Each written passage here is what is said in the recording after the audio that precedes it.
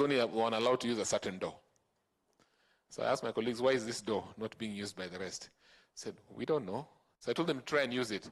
So when they crossed, they didn't collapse. But the next day, they still went back. They didn't use it again. Culture and practice is a big issue. We must reframe productivity. Productivity is something that leaders cannot demand. You can demand productivity, I agree. But it has to be self-driven. If they tell you this is your assignment, I want it by 5 o'clock, will it be done well? It has to be self-driven. High-performing teams are driven by pride, not pressure. They're driven by belief, not obligation. And happiness is a thriving factor for better performance. We're in a constant world of change. Organizations are transforming rapidly, digitally, and evolving in roles. We have financial pressures. We have family responsibilities and personal transitions. And employees are expected to perform amid uncertainty and change. And leaders must acknowledge this duality. So the world is in a constant change. I mean, we're not static anymore. There's a lot happening. I was sitting next to Trophy, and I really like your name, Trophy. And we were looking at the leader, at the colleagues in the office. Who is the worst colleague you can have? Who is the worst? Is it there was a credit thief? The silent saboteur. Ule anakuona tu, anasema, she agrees with you all the time, lakini uko nyuma anakuchi. You get it? So you have to be very careful. We're in a world that is constantly a change. I think I saw in your book, which I was saying, which says that don't trust anybody. Yeah, you can do. But I think organizations should note that they're transforming. When we experienced COVID, I was one of the biggest skeptics that nobody can work at home. I struggled to even effect that policy because I was saying, how will I know you're working at home? You know? Until I got COVID myself. And I realized I have to work at home.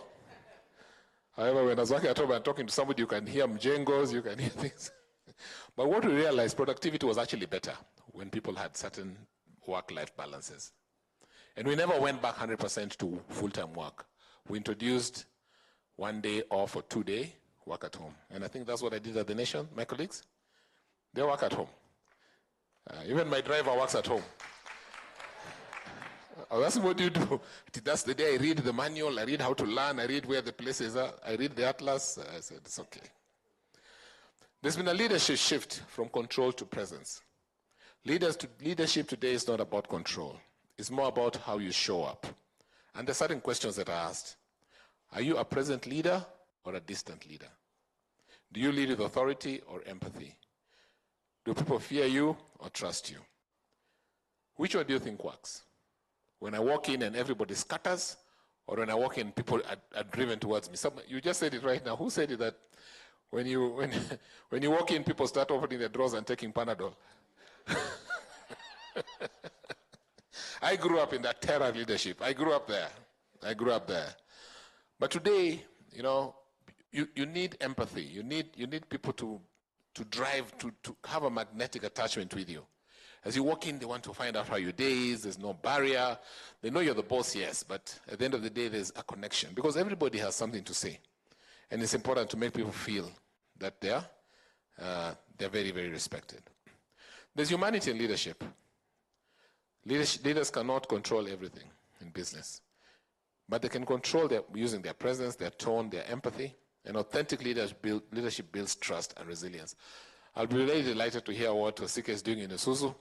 In fact, Governor, when you're asking me what I'm asking him, I'll ask him, can I hire him? and come and transform us? But that's what we look at. And recently somebody wrote about humanized leadership. And I think this is the challenge of the way forward. I mean, in this era of the Gen Z and the Gen Alphas, and I don't know which is that one which is coming now, you will not be able to get output by terror. They are different. Their attention span is this much. They want to do everything digitally this much. They want to be paid. They want payment increases every so often. One even told me, if you don't increase my pay, can I resign? I said, no, he resigned. They are very impatient. So we have to transform ourselves as leaders to recognize that the world is changing, and we need to actually be able to bring this kind of leaders. Transformation insights include, how do we transform ourselves? We must start listening more. We must start engaging more. We must start being intentional about employee experiences. Open those windows. Listen to what they call the river. Listen to the form transformation teams down there to enable to drive more empathy. I think surrounding all this is culture.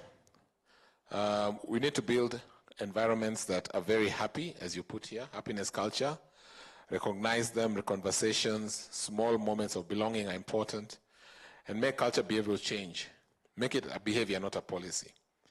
I think in Africa we believe in putting everything on documents. We shouldn't do that. We just need to create an environment that allows that. I think as we have this discussion today, how do we sustain happiness? I think we need to be more caring. We need to contribute more. We need to grow our people. We need to get stronger performance by allowing more people to provide and bring out themselves better. And the call to action is that we must lead with empathy, authenticity, awareness of the human behind the role, build workplaces where people perform, and allow them to thrive. So I think, I know I'm really keen on listening to the next speakers, but I think in closing I want to say that over the years as we go through these careers, we are now realizing that we have to be very adaptive to change. And at the Nation Media Group, we are delighted to continuously engage with the society. We're happy to have our writers here like Professor here, Kagwanja, and very, very good contributor. And we want to allow you to be part and parcel of a conversation of this nation. So in the coming week, we are launching a new program called Mimim Kenya, where we're opening a door for conversation, for Kenyans to speak to each other, because we are going into a very, very interesting time. Okay? So we must open those doors. And through that program, we'll be having a lot of debates, a lot of barazas, a lot of conversations. And please, we would like you to listen to what's going on so that we build a cohesive nation, even as we go through a period of elections. So in closing, I want to say that when we get this right, we do not just build profitable organizations, but we build places where people truly thrive. So asante sana, Governor, but before I go, I must make a small advertisement request. Otherwise, hii kazi yangu, my colleagues are looking at me and saying, we are working today and you're not going to make a request. So at the Nation Media Group, we have launched a new app, okay? It's called the Nation app. You can download it. And there are two offers, or what we call plans.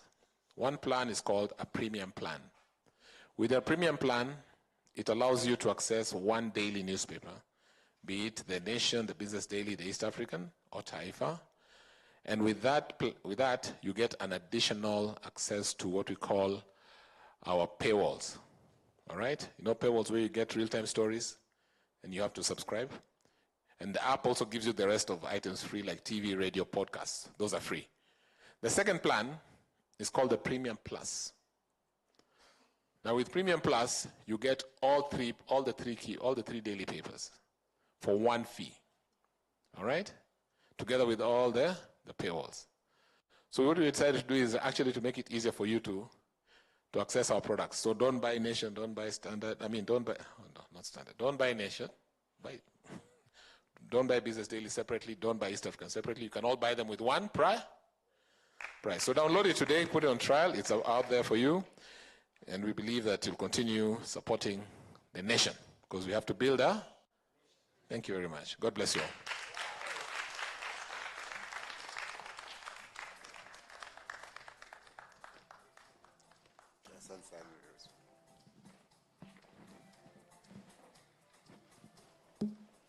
That was the group CEO of the Nation Media.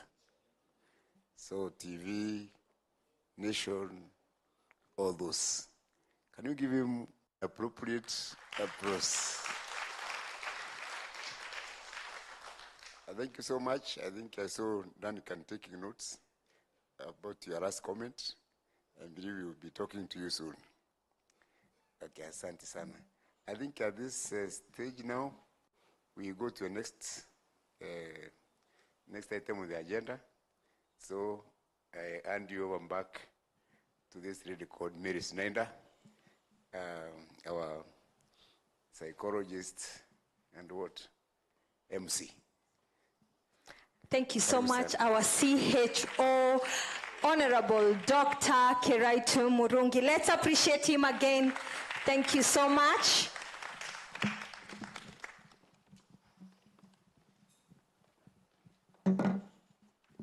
Happy? Happy? International Day of Happiness? Mumesao. Joy for all? International Day of Happiness? Joy for all? So I'm going to say, whatever happiness says, you do. Whatever happiness does not say, you don't. Happiness says, raise your hand. Happiness says, raise both hands. Put the left one down. Happiness has not said. Happiness say, kindly stand. Kindly sit. Happiness say, move a little. Happiness say, raise your hand. Happiness say, put it down. Happiness say, shake someone's hand. Stop shaking. Stop shaking. Happiness say, turn around. Happiness say, move your seat at the center and come round and make a circle in your table.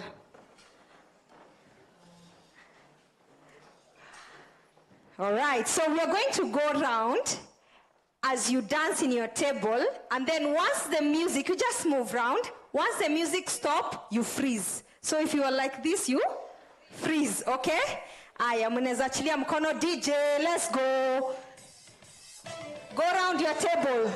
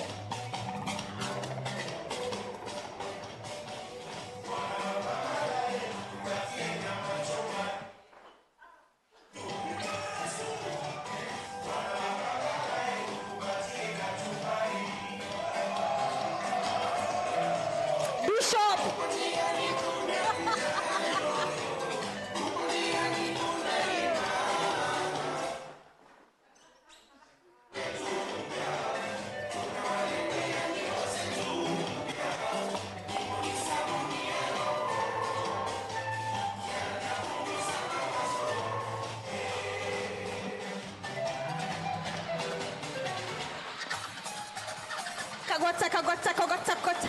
Miguu.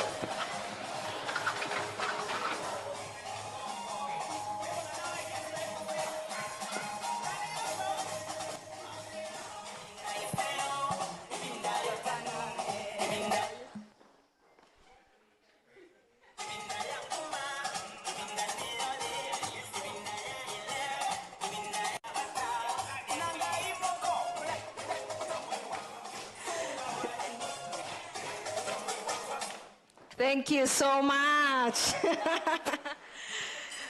So we can have our seat so that we can go to the next program. But before that, our Chief Happiness Officer amesema mupeo chai. So Governor amesema, because of the senior citizen, just have your seat. If you need tea, one of the waiters will just come and bring tea where you are for you to be happy. So if tea makes you happy, then just call, they will be around, and then they will come and serve your tea where you are, courtesy of our CHO. However, there are those who something else make them happy. All right? I hear you. If something else makes you happy and not tea, please, there's a cash bar just outside the door.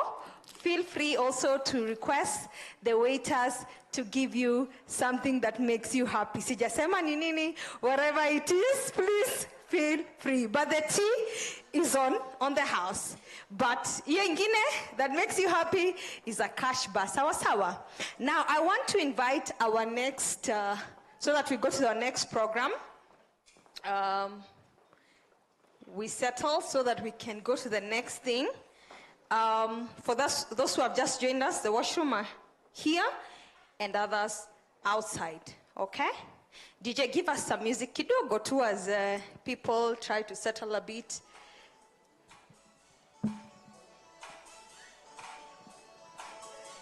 Just wave your hands where you are.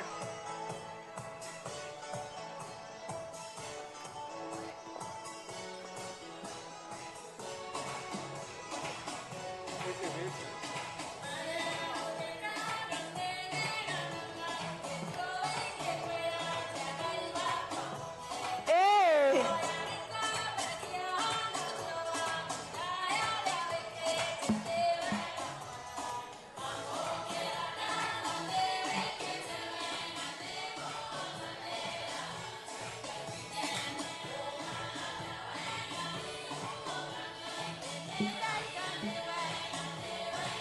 Dani, DJ, happiness in action. Happiness in action. All right. Now, I want to hand it over to my friend, digital journalist, program officer, Jadel Kabiro, to take it over. Karibu sana. Well, thank you very much. Happy? Happy, happy? Well, we're going to have a conversation about the Workplace Happiness Program to get some views by different stakeholders about what it is and what it means for us and for different organizations. So please allow me to welcome the following panelists. Professor Peter Kagwanja, who is an intellectual advisor, reform strategist, and policy thinker, was actually an advisor to President Kibaki, and he's a think tank in one person. Karibu sana. CS Bridget Mutemi, who is a director of the Workplace Program. She's a life coach, governance professional, and motivational speaker. We have CS Gilbert Kiprono, the Director of Strategy and Research at ICS. Amefika, we have been waiting for you, sir. He's actually representing the CEO of ICS, FCS, Jeremiah Karanja. We also have our happy human, Sophia Waweru. She's a Happiness Global speaker, author, and founder of Aluyana Limited. Happy human, always happy. Shida ni hakuli, as I'm told. Karibu sana. And we have the one and only Trophy Kiprono, who is a communication strategist and life coach, as well as a co-founder of Brand Experts Kenya. She has a book, Mastering the Art of Office Politics. She's going to tell us whether you can be happy despite the office politics that exist.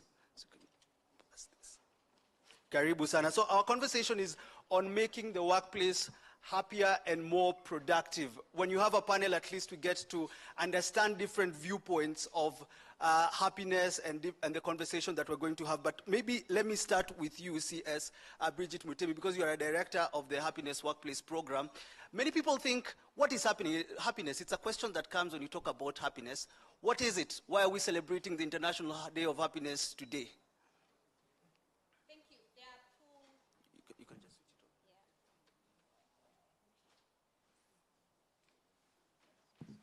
on. Thank you. There are two questions in that. You asked, why do we celebrate happiness? And what it is. What is it? Yes. It's not easy to define it. So today we won't go into the definitions of what happiness is because it's very broad in its definition. But why do we celebrate it? First of all, is to make people aware of the need to be happy. The fact that ever since you were born, everything you do, the reason why you are here today, the reason why you do everything you do, why you wake up every day is because you are pursuing happiness. You are doing whatever you want to do so that finally you be happy. The problem is we don't enjoy the journey. We are looking for the destination only. Yeah. Yeah.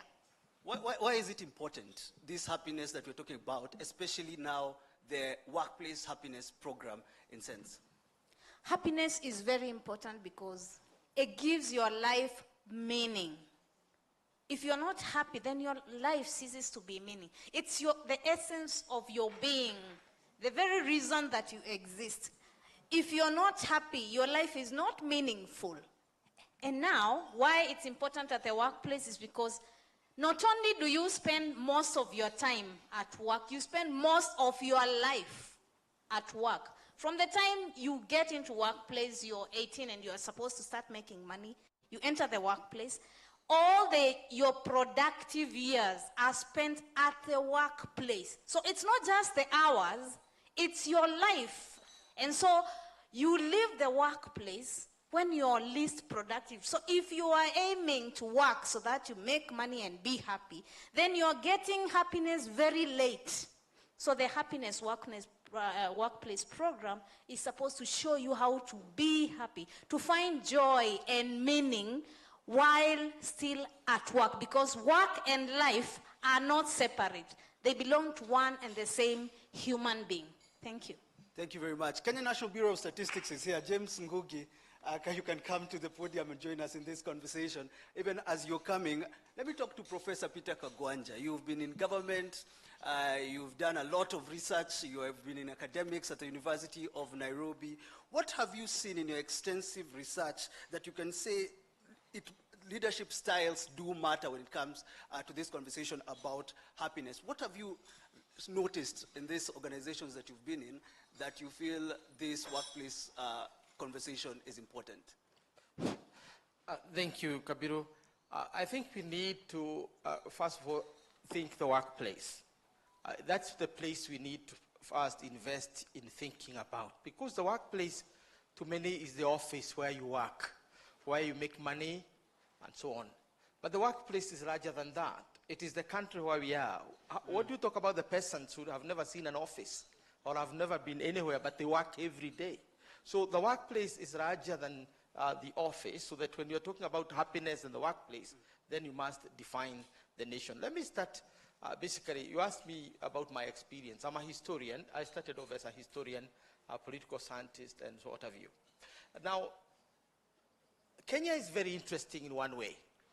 There is a story that has been written and films produced about it, but the ordinary Kenyans don't think about it. It's a small place called the Happy Valley. And the Happy Valley is somewhere here in the Rift Valley, Naivasha, as you get there. But when that civilization existed, that Happy Valley civilization existed, it stretched from Nakuru to beyond Naivasha, then stretch of the way, and its capital was Nyeri, what they used to call the treetops around there. Between 1920s and the 1940s, a group of very wealthy, aristocrats from across the West, from America, Britain, and mainland Europe, decided to come here. And they came here for nothing else but happiness. That's why their civilization was called the Happy Valley. And they really took the European meaning of happiness. Hedonism. Hedonism is where you are just pursuing nothing else but pleasure. Therefore, at that time, I am told, when you met a beautiful lady and you wanted to introduce yourself to her, you greeted her like this: "Oh, are you married or you are from Kenya. Because in Kenya, everything went. And therefore, that was the Happy Valley. Obviously, hedonistic life will end up in misery because pressure does not get you far. And therefore, all the queens and the kings of the Happy Valley either committed suicide, shot each other, or simply hanged themselves in Europe or somewhere. It's a very sad story of that form of happiness. So this is one of the experience, and by the way, I'm saying this because I am publishing a book this year on the legacy of Happy Valley on the Kenyan nation. Fellow scholars Mahamud Mamdani and others talk about the legacy of colonialism as ethnicity, as this, poverty, and so on. My argument is that the legacy of the Happy Valley is the decadence that you find in Kenya today. Extreme materialism, the hedonism you see. When you become a boss, you want to not be just because be a boss of men, but every woman. Forgive my language. You know, that this is the Kenyan culture because it comes from the Happy Valley. Why is that? Is it because our fathers cooked for those people? Is it because our fathers were the ones looking after their cattle or looking after their children and tending their farms? I'm talking about the road drameas. They are people you hear about. And it's not a long time ago. We are talking about 60 years ago. That legacy is something that we need to think about. So that's why I'm publishing, that book, The Legacy of the Happy Valley. Have you seen leadership styles affecting organizations? And even as you say, it's not just about the workplace, it's also about the country. Yeah. Have you seen it affect organizations and, impact the productivity of the staff? That is why I'm going that back to say, in 2002, Kenyans were rated in the world as the happiest people. And what had happened? President Mwai Kibaki had come to power. And Kenyans were optimistic about how the future is. So there's a connection between happiness, whether in workplace or anywhere, and hope. The two are connected. But at the same time, I have seen leadership connection between unhappiness leading to sustainable happiness. What do I mean? For you to get freedom, you have to fight for it. I mean, your chair, Yes. Kiraito, I know him. I have written even a book about him. Yes. Kiraito is a quintessential struggler who has struggled for human rights and everything. But how has he come where he is? Because of unhappiness. If he tells his story and his VIF. He's also writing a book. And his VIF. Yes. They will tell you about the time when life was very difficult. Yeah. But it is that unhappiness that gave birth to the current happiness. So when a mother is going to get a baby, she's the most unhappy person. But at the end of it, there is happiness. In other words, there are two meanings to life, and also which define leadership. One is when you define happiness as pleasure, just to be happy. The second is when you define happiness as a purpose. It is the second that is important. The first one is not very important. The second one. Then you define a purpose. Do you want to define it like Maslow, who define individualism? You know, I am moving as an individual up to the ultimate happiness, the self-actualization. As an individual, or do you think like us, Ubuntu? In Ubuntu, you want to think as I am because we are, and because we are, therefore, I am. I cannot be happy alone. I have to be happy with everyone. Yeah. And this is the kind of leadership, whether it's workplace or elsewhere we are looking for, where you are not just thinking about your individual happiness. Yes. So when you say, I need a salary increase, that's different, because that's about you. But when you say we need a water machine to give us water, that's collective happiness. Everybody is going to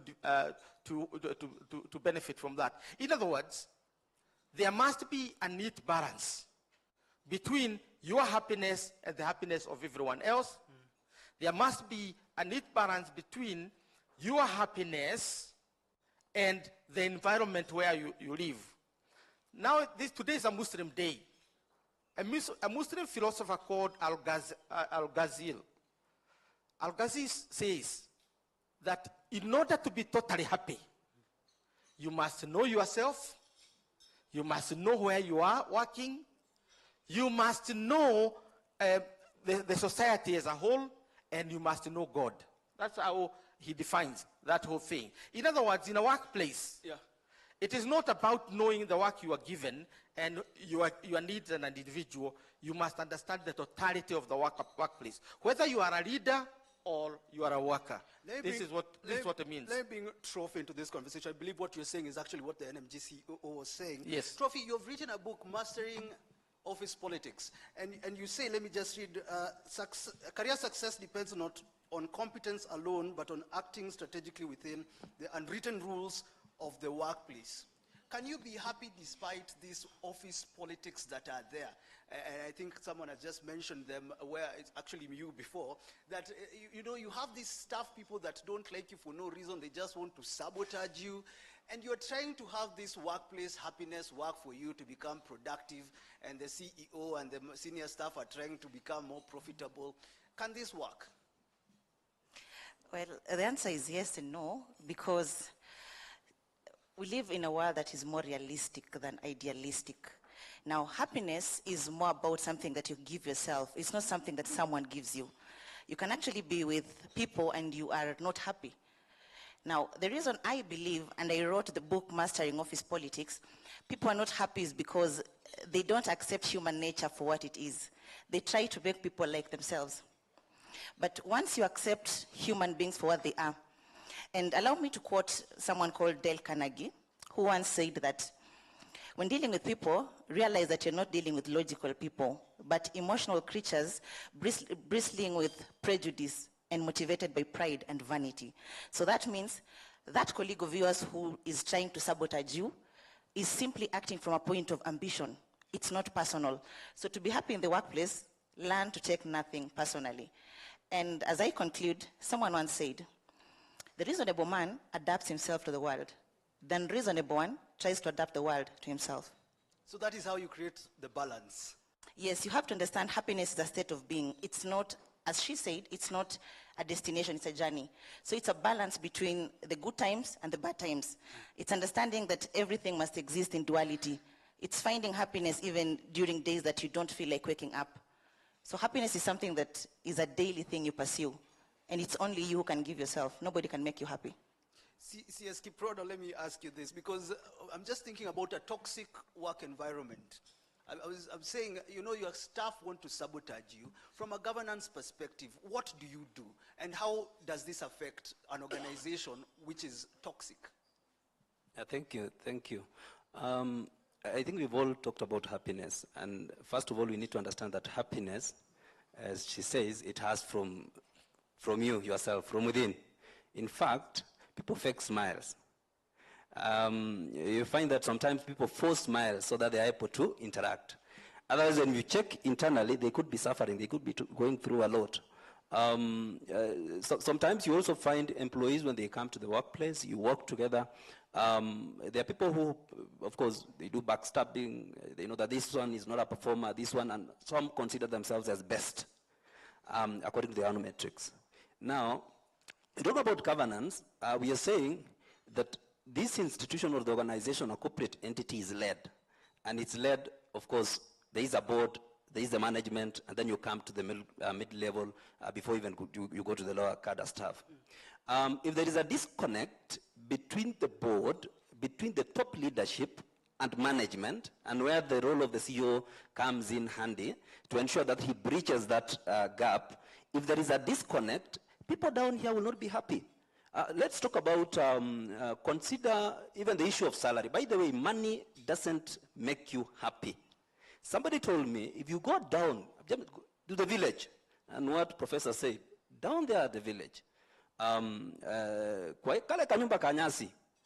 do you know that that considered poor person sleeps well? Because they feel contented. They are happy with what they have. But some of us, I work, I am an officer, I know I earn a certain salary, I start comparing myself to somebody else. And by the way, that leads to this, what we are talking about currently, corruption and people stealing. Because I would want to live like the way another person lives. Look at a case where you have an employee who comes to work daily. And I want to appreciate those who are CEOs. You expect your officers to perform very well. They also have expectations, with the, they have some definition of happiness, and they're saying that maybe for me to be happy, I must have money. I must, be upgraded and all that. Now, if, for example, there is no fairness, if you promote on the basis of, you have preference to a certain officer, it's not on the basis of, for example, performance. That will create a toxic environment. If it's a boss, I have my officers, and there is a more leniency towards certain quarters of staff. If I find a bit of support and I support a certain quarter of staff and leave others out, others will be unhappy. There will be that toxic work environment. And for your information, you will not achieve that productivity that you even asked before.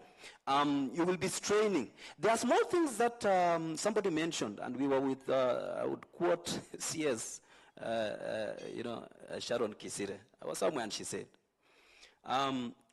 she mentioned of where she used to work, that people used to complain of small things. And these are the small things that they used to complain. We can't be allowed to take tea. We can't be allowed to do this and that. But you know what she did and what she said she did?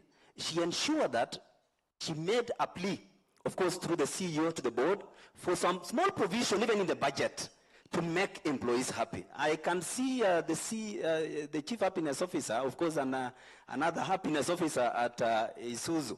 Last time when we had a conversation, this is what he said. Sometimes you even have to smile with your people. It's not about the stony face that you saw as a boss that will make someone perform. Yes.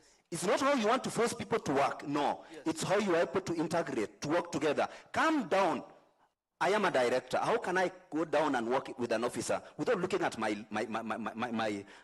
portfolio, without looking at my position? And that, if you're not going to have that, kind of seamless interaction, working and supporting your staff, you'll have that toxic environment and you'll not be able to work very well. And if I know that the board, every other time, and Wasika has been our council member, and he hired me at the institute. He interviewed me around almost 9 years ago. And I met him and he told me, Kiprono, you are still at the institute. I told him, yes, I still work at the institute. Okay, you must be very happy. Yeah. You must be very happy. Are you happy?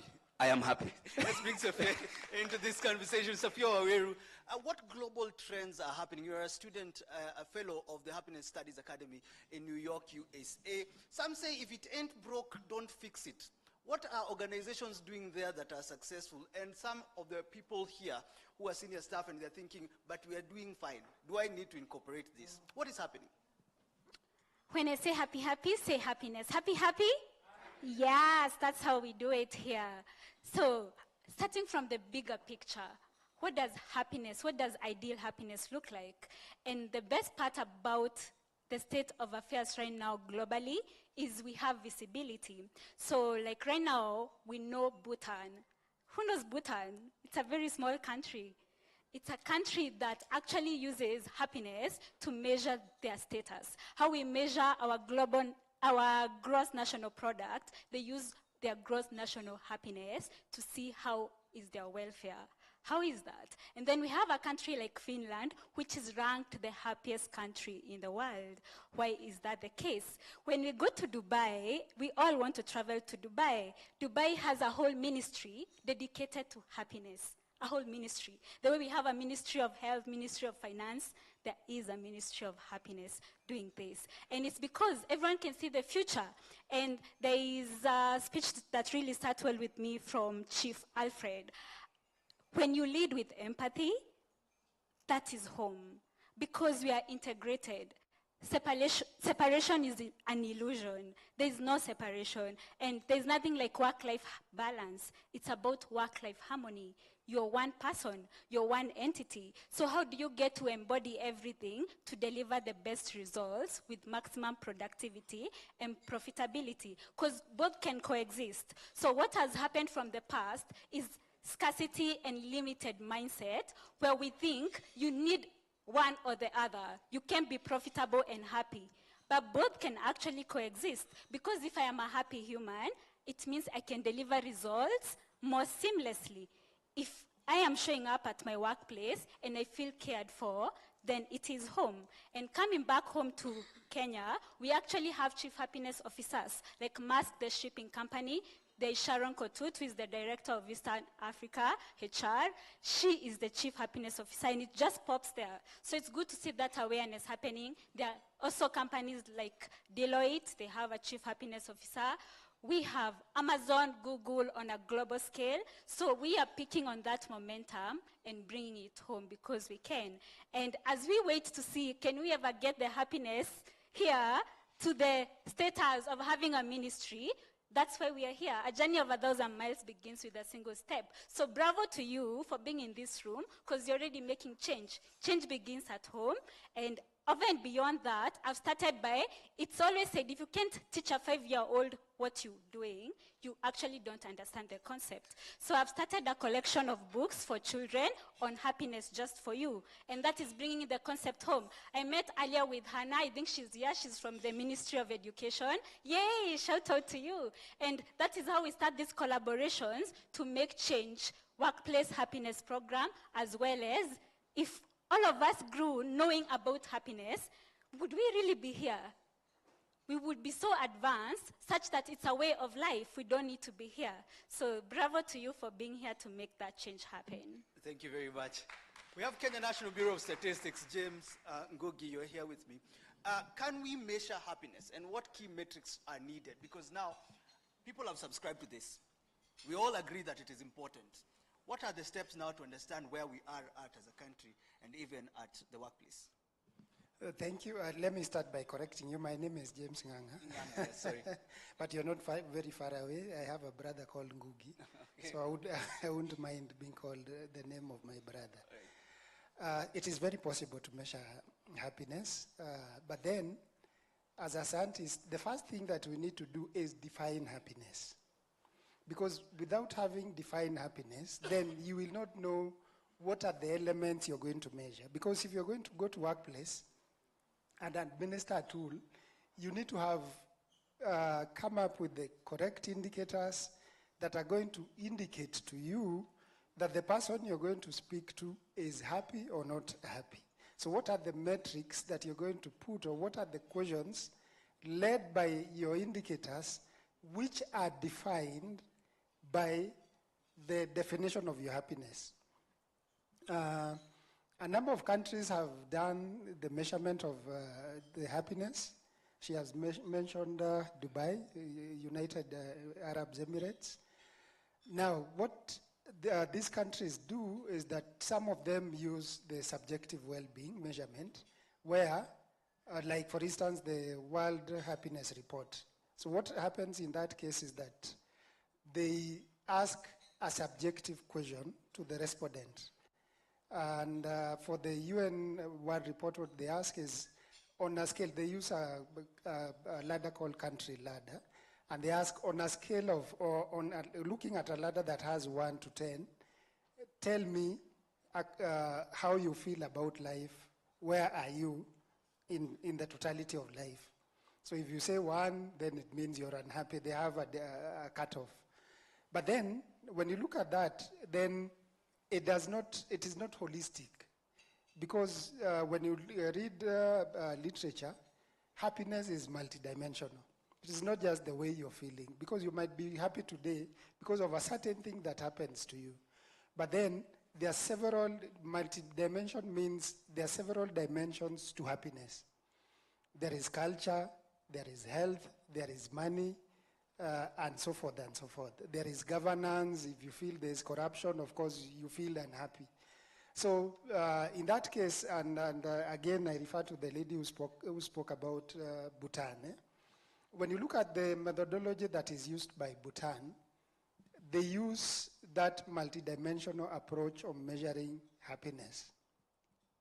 And they define happiness as having 9 dimensions. There is health, there is culture, education, and so forth, a number of them. And then within each of the dimension, there are a number of indicators that they measure. And that's why I'm saying in Kenya, I don't think I've tried to look at literature where we have had anyone in Kenya who has measured happiness. I've not seen, apart from that one that is done by, that is the world, done in the World Happiness Report that she mentioned. Finland is the happiest. I think we are ranked 115, if I'm not wrong, the happiest country. So I think we are 115 out of 147 happiest country. So what we are going to do, or what we need to do, is define happiness, the elements, the indicator, the dimension thereof, and then within there we come up with the indicators, and then come up with a robust survey design. Look at the data sources. Where are we going to get the data sources? Are we going to administer a tool to our respondent in the workplace? And if then we develop a very clear and concise questionnaire that is going to have questions that are going to respond to our indicators. I know we are trying to work together to fulfill that. Maybe final remarks as we are ending this. I hope we'll get some few questions for our panelists, even a comment with regards to what we've been talking about. Madam Trophy, final remarks as we are ending this discussion. Well, I believe happiness is not a one-size-fits-all. I believe it depends on a person. What might be happiness for you might not be happiness for me. For another person, it's marriage. But I know a common factor is money. And Dr. Kiraitu said something about money doesn't give you happiness. But here's the thing. We want to experience that first so that we understand that money doesn't give you happiness. And why don't you learn from experience? We want to first experience that, yes, and then it will come to the realization. But I believe you're right, Dr. Ari, because even King Solomon, who walked the earth, who had everything a human being could desire, said, it's all useless. It's like chasing the wind. But we want to experience first that so that we can know we're chasing the wind. So I believe it's just not a one-size-fits-all, and it's not something that every day you'll be happy. But just go with it. Just go with it, that's all. That's my final remark. Sophia? Interesting thing, my final remarks are tied to what Trophy shared earlier, and she has just mentioned it again, which is also featured in this book of kids. It's actually loved a lot by professors. There's a page that says, the cloudy days. Sometimes the light feels hard to find. That's okay. Even when clouds cover the sun is still there waiting to shine again. And you mentioned about acceptance. It's about accepting this present moment and being in it. And always, Dr. Kiraitu is always saying, if you ask what happiness is, if you see a note that is saying present in the moment, just know it's me who wrote that. Because it's about feeling the emotion, being in it. So what dictates this, as we share at the Happiness Studies Academy, how we define it is behavior. So you feel it. After you feel it, how do you behave? Do you project or do you feel and then be proactive about the emotion? That is what defines, what makes the big difference, the trajectory on us staying happy, because we can.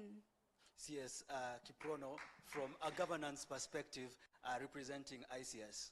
Thank you, and I appreciate this opportunity. For me, I think we need to know what defines your happiness as a person. And then we go back to our workplaces, ensure that we make our places a happy place of work, so that when I wake up in the morning, I go to job. I spend actually more than half of my lifetime in office. How can I be able to make that place happy?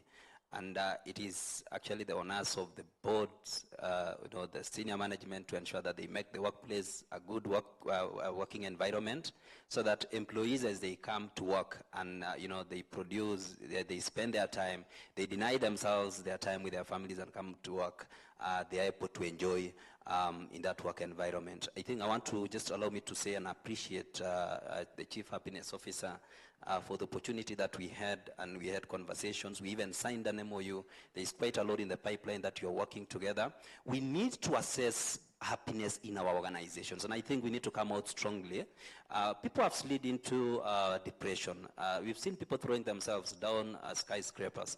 We've seen others even not reporting to work, others even, wengine wanajinyonga, committing suicide. It's sometimes not because of the pressures at home, but the pressures at workplace. We know bosses and people who like sending emails even past working hours. And by the way, those small things affect us. It affects people who work.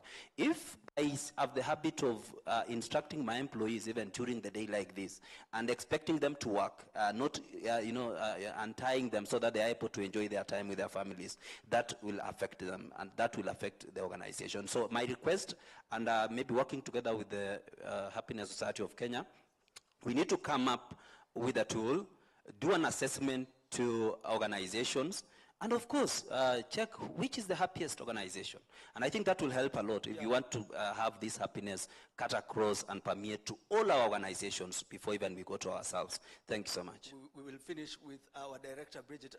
Professor, even as you tell us when your book will be out, what is your final remark with regards to this conversation and your experience in different organizations and in government?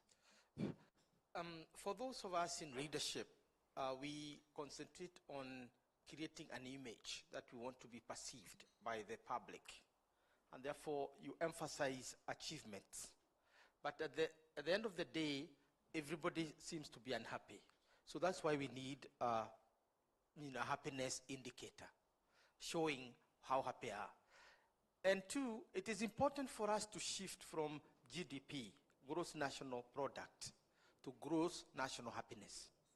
Why do we need gross national happiness? Because when people are happy, and you can tell they are happy, then the nation is prosperous. It cannot be happy and poor. It's a very good way to set the priority. Yes. People cannot be happy. A nation cannot be prosperous and people are unhappy. Yes. So the two correlates. Finally, it is important always, because we have now we're moving from generation to generation. Somebody talked about, I think us are either millennials or baby boomers, then there are Gen X, and there are all these, and finally we are getting to beta. And these generations, as the CEO of Nations indicated here, is that temperaments are changing. Those of us who are employers in our offices are getting young people who have their own worldview of things. And therefore, it is important when we are inducting and mentoring people to define happiness in what it is. Happiness is a purpose. Happiness is a journey. Happiness is not an end. And it is possible, all the journeys to happiness, and I can distinguish between happiness as a concept and happiness as something that is sustainable. We talk about sustainable peace, sustainable development, sustainable this. Happiness must be sustainable. And what do you mean? How do you get to sustainable happiness? Sometimes it's through very difficult paths that on a day-to-day make you very unhappy. Nobody wants to go to war. But you have to go to war to get peace. And when you get peace, then you have happiness. So the journey to happiness might not always be happy. I think that's the point we need to make to everyone. Because it is assumed that you can get happiness in itself. That's why people are running for money. People are running for everything else. So the philosopher, the German philosopher Nietzsche, said, the moment you conceive happiness as something you can buy, you have lost it. Okay, National Bureau of Statistics, I believe a round of applause for that. Final remarks, even as we're talking about metrics, I know we had a conversation with you about how we can measure happiness here in Kenya. As we're winding up, before I even take a few questions or feedback from the audience. Okay, thank you. Maybe my short words would be, whatever you measure, you can improve. Whatever you measure, you can manage. So let's measure, because you see, we are talking about happiness, but we don't know how happy we are or whether we are unhappy. So let's measure, and I am happy, as you said, we are moving in that direction to measure happiness. I hope we are going to measure the entire, not just the organizations, but across the country, so that we can know not just those who are working in the offices, because we also have that segment of population that are working in the farms, Yes. and so forth. Thank you. Director Bridget Butemi, before we take some Q&As. Thank you very much. So listening to everybody else here, there are certain things that are coming out. That one, we need to make our organizations happy places. All the conversations that have been held earlier say that we need our organizations to be happy. So that puts pressure on the leadership. Now, but remember, these workplaces are also workplaces for these leaders that we are telling them to make employees happy. Let's begin here. Is the CEO happy? Before we tell him, make everybody else happy. Is he happy? Is the CEO happy? Okay? The assumption is because he is high up there, he is happy. Are you happy?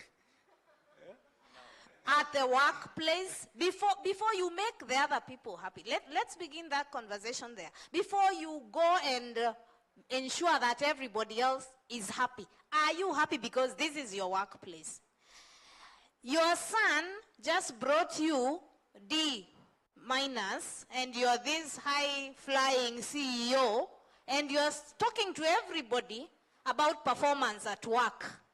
Yeah? What I'm bringing out is that you're a human being first before you become that CEO. So your son brought you a D- at home and is also facing discipline issues at school. And you have called this meeting. I want you to imagine how that puts pressure on you as a human being leading this whole team, telling them about performance and discipline, while still at the back of your mind as a human being, you know that you have your son, your blood, one that you're thinking about every minute of this decision. Now, how possible are you to make a joke with a colleague when faced by this? So, first of all, before we talk about workplace happiness, let's discover that happiness is for everybody, from the CEO to the cleaner. Yeah?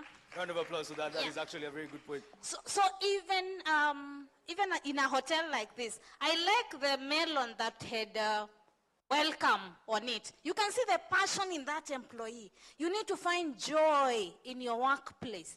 Whatever person you are, the workplace happiness program is supposed to make you know how to find joy yourself first. So we run master classes to help you recognize what it is, to know it, to intentionally pursue personal happiness before you can transmit it to everybody else. You can't give what you don't have. You cannot pour from an empty cup. So let's begin with you, then cascade it to everybody. We are working with Kenya National Bureau of Statistics to develop a tool to measure happiness in the workplace, where all these matrices all these measures will be defined, and so that we can measure happiness. The other thing I needed to say is about the need for happiness at the workplace. If very many people in the economy are workers and they are unhappy, then how can we as a nation claim to be measuring our well-being by GDP?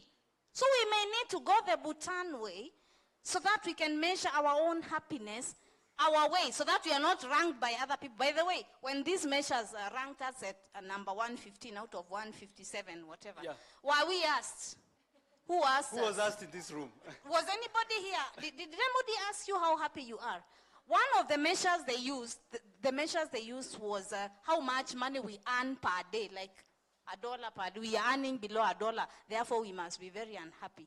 In Kenya, you can earn nothing that day and still be happy. Go to Turkana. And so I find very happy kids. So that can't be a measure. We need to develop that, and we are working with Kenya National Bureau of Statistics for that. We are also working with ICS to run master classes to make you aware of what happiness is and how to intentionally pursue it. The word intentional here is used intentionally also. Why? there must be a conscious decision for you to decide this is what happiness is. Sometimes the happiness in the workplace has nothing to do with the workplace. I was driving to work, and then this matatu person shouted to me, "Sasa nani ana allow mama wa drive in our cities?" It's me. Now I'm giving an example of things that happen in our streets.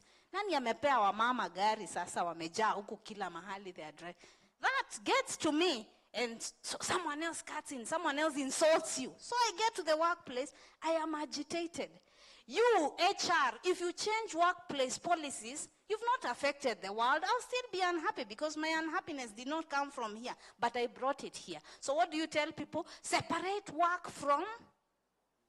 But can I separate what I feel? So what I need to do is train you to go beyond wellness, because wellness, you guys measure, is your chair comfortable? Do you have free tea? Is the water clean? Are you happy? That's not happiness. That's wellness. That's comfort. That's survival. We want you to flourish, to do well, to, as a human being, to thrive, and that to happen to even the cleaner.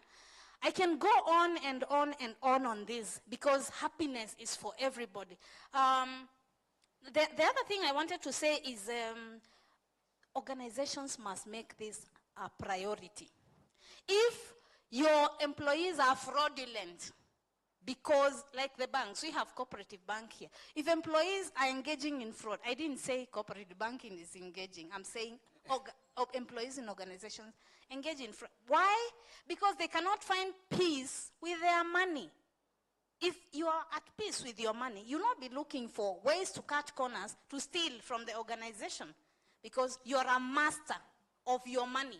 You are aware of your money, and you have a good relationship with your money. Money is your friend, not your enemy, not something you chase and steal. You are at peace. If you are at peace, then you will not be stealing. You won't be stealing company time. If you cannot find peace, Mary, you look like you are hurrying. No, 1 minute. Okay. Let me just go on a little bit. Yeah. So the other bit is about finding purpose and meaning in your work, finding joy in why you wake up. So are you happy on Monday, waking up to go to work? Suppose going to work aligns with your value as a human being, then how does that feel? It's different. So we help you find that purpose and meaning in the workplace. Thank you. I can go on. Thank so you. you need to enroll in this program so that we can have this conversation a little more. Thank you. Absolutely. Happiness. Happy? Happiness. Maybe we can get 2 questions or a comment from someone. I'll actually take the question, Kabiru, Yeah. but not now. I want you guys to stand. DJ, give me some music. We take a picture of the panelists. Yes. Please kindly stand here. We take a picture. Photographer, be ready. DJ, please. That's a happy girl. Very passionate. Simameni tu hapa mbele so that we can take nice picture. Please, our CHO, come. CEO, Dr. Wasike, I'll also request you to come even if we've not given you a chance. Please, Mr. Getonga, kuja. Take this picture. Yeah, you can stand down also. Yeah, you can stand there. Mnaweza simama hapo chini pia. Yes, the directors of happiness, please, kujeni. All the directors of happiness. Yes.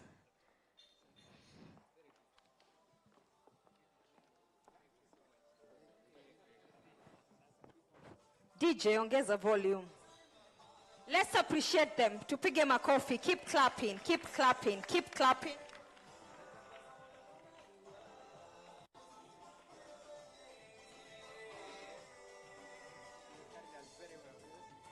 All right, thank you so much. DJ, continue playing some music. I want the photographers to go around and take a picture of every seat. Photographers, please go around, take pictures. The way people are seated, they can do a happy face. A happy face. A group can do a happy face. And then pictures are taken. We have not concluded. We want to call our guest speaker.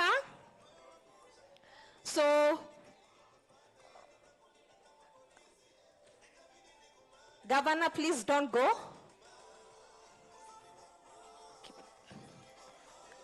Photographer, please go around and take pictures. Give a happy face, eh? Munapigo picture. Is a happiness, nini? International Day of Happiness. This group, give a happy face, give a happy face. Prepare as a group.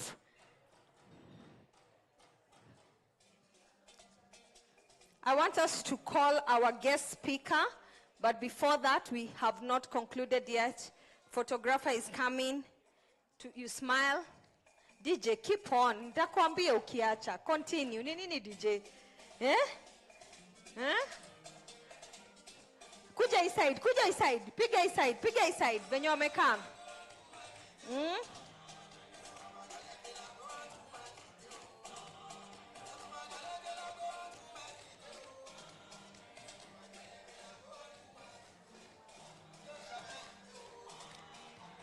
You can also take a selfie and follow us on our social media, Workplace Happiness, or the Happiness Society of Kenya. DJ, twende kazi.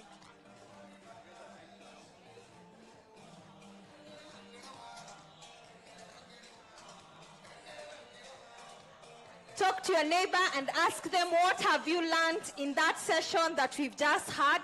What have you learned in that session? Get some more tea. There's some more tea.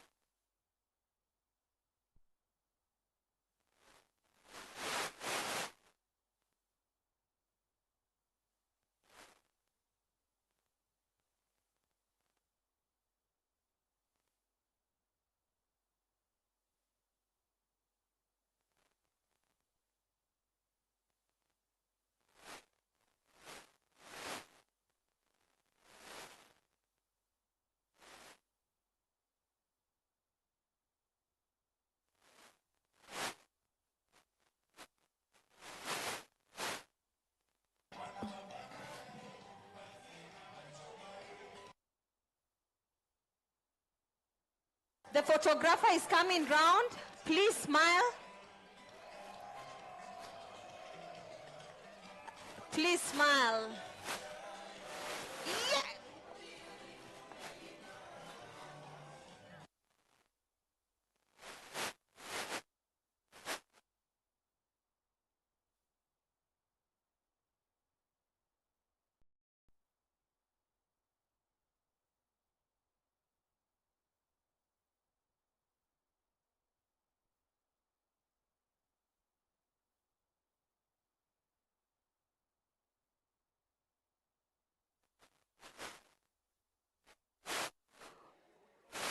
You're still continuing to take some pictures and, having a conversation about happiness. How are you feeling now? What do you think about Workplace Happiness Program? Would you love for us to come to your organization, and train your people on happiness? Okay?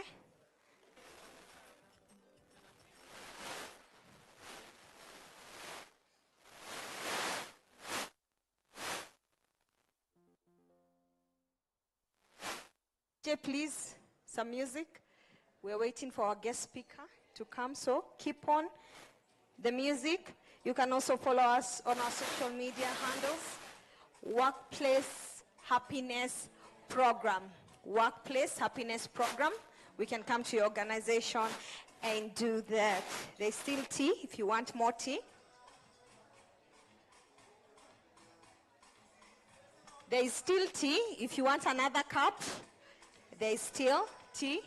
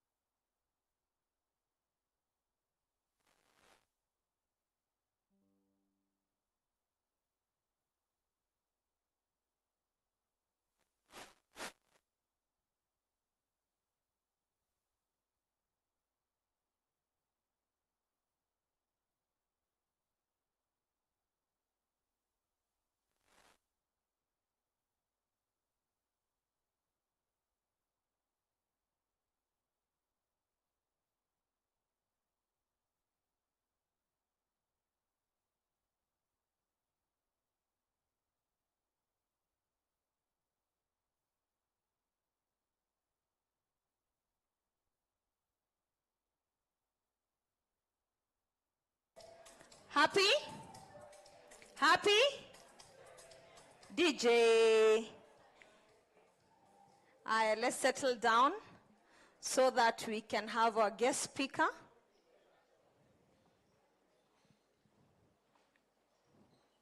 International Day of Happiness, joy for all. International Day of Happiness, joy for all.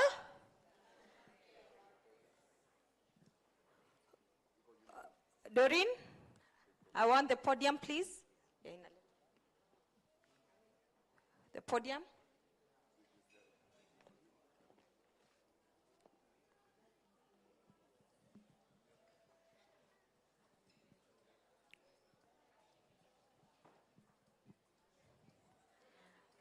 I want us to appreciate the panel.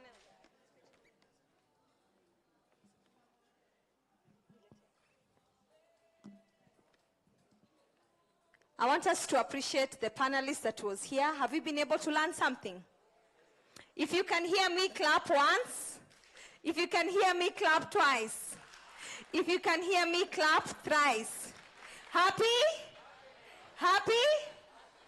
All right, so I want to give it to our CHO, Honorable Dr. Kiraitu Murungi, to invite our guest speaker. Karibu. Happy? Uko nyuma, happy? Now, don't get tired. This is the last speaker. Then after this, we are going to have cut the happiness cake. And then after that, we are going to have the happy hour. So, musiwe na haraka vile. So, I would like to introduce to you to our chief guest speaker for today, who is Dr. Fred Wasike. You can just call him Dr. Wasike. And he's the Director of Human Resource and Corporate Sustainability at Isuzu East Africa, which is a leading automotive company in Kenya. He has over 20 years experience in human resource and the company secretarial roles. I don't want to take you through all things he has done, but I'll skip a lot, but let me say he owns a PhD in business administration from the University of Nairobi with an MBA, various diplomas in HR and business management, and is a certified public secretary, CPS, a fellow of several professional bodies, including Institute of Certified Secretaries of Kenya, Institute of Human Resource Management, IHRM, and is recognized for fostering strong people-centric cultures in organizations, and has been honored with leadership awards. He actively contributes to discussions on corporate sustainability, and I must say he is one of the top leaders in human resource management in the entire continent of Africa. Can you start clapping until you realize where I am? Can you also be upstanding wherever you are? Can you be upstanding? Happy? Happy? Happiness. Happy? Happiness. Kamano, get Mwanambiri ready to celebrate this great son of Africa. So, karibu sana, Daktari.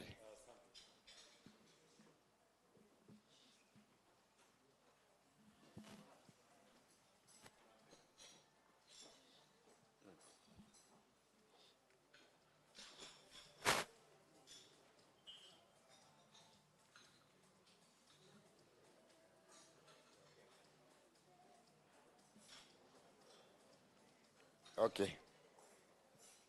All right. He is not talking until that song comes.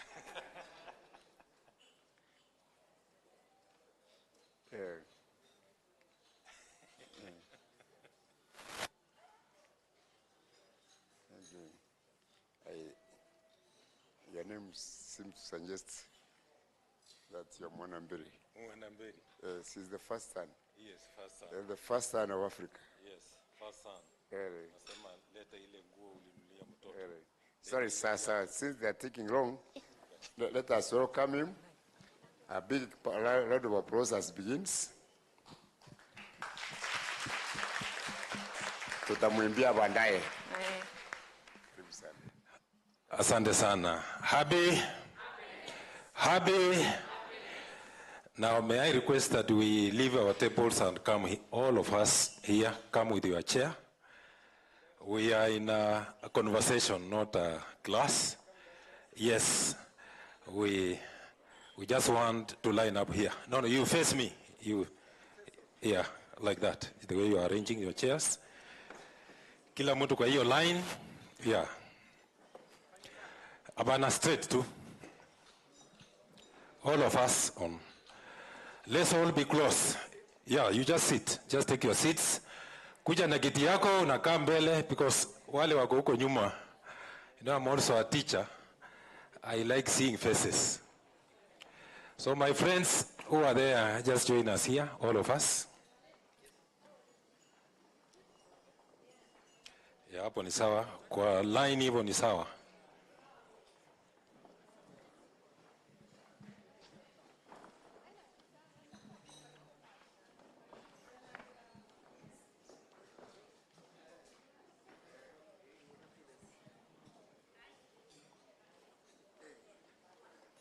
This is great. Happy? Our Chief Happiness Officer, Honorable Kiraitu Murungi, and the Happiness Society of Kenya. Thank you for giving me a second chance to speak to your members. I think last year we were at Nairobi Club. You gave me a chance to give a soft talk. Today's discussion is a bit professional, highly corporate. The one we had at Nairobi Club was a soft one. And I spoke on the importance of spreading our beds, making our beds when you wake up. Who does it? Is it the boyfriend, girlfriend, husband, wife? Who do you jump out of bed to avoid the work of spreading the bed? We had that nice conversation. Then we also talked about if you go to some of these great hotels, you go to White Sands and you are given 5 pillowcases. You don't understand why you have 5, you kick them. You think they are there to waste your time. But they are all there for your happiness, for your convenience. So unauliza, unaambiwa why you have those 5 pillows.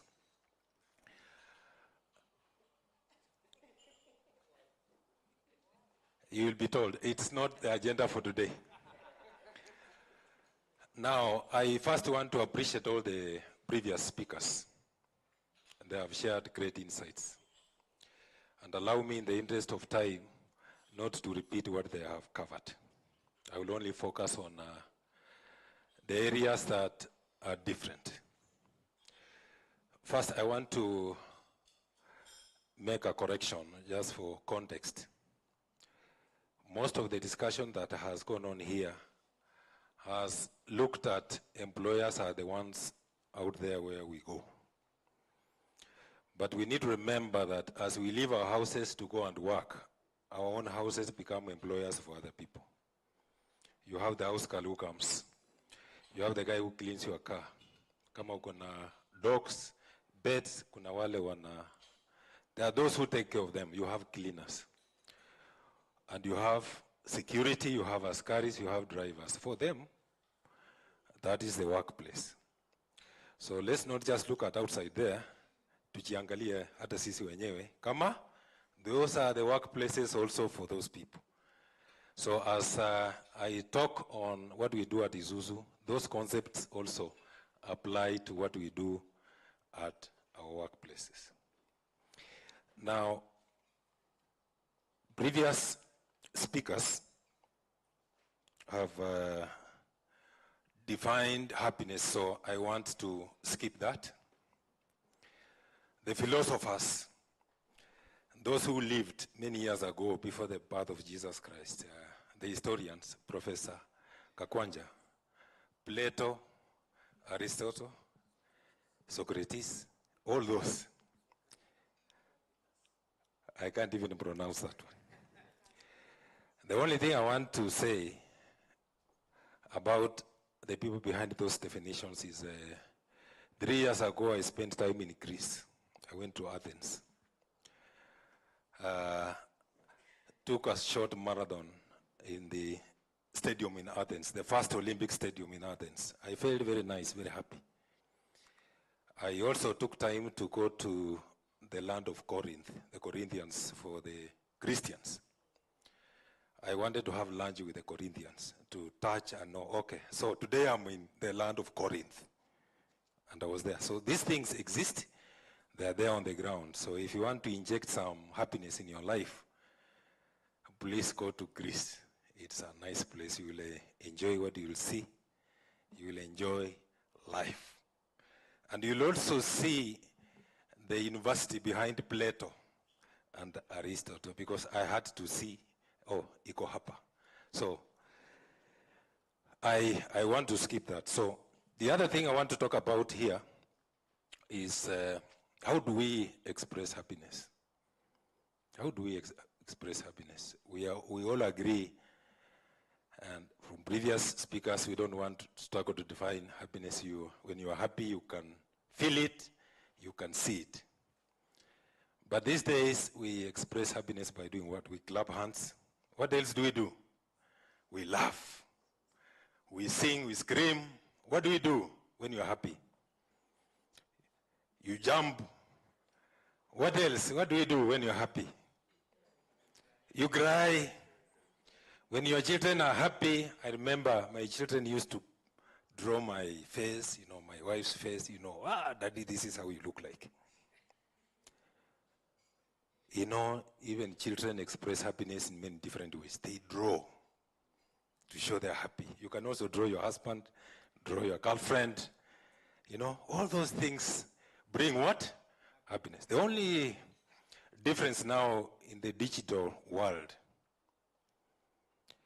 this expression of happiness in most cases is being outsourced to emojis.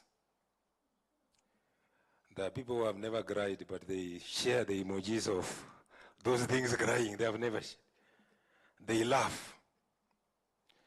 So you are with people whom you have never seen laughing, but the emojis that are coming to your phone, ni zile za furaha kubwa. People laugh until they shed tears, but those are digital tears. For happiness to be effective, it has to be the physical, unless it's a remote person. You speak, you laugh together, you shake hands.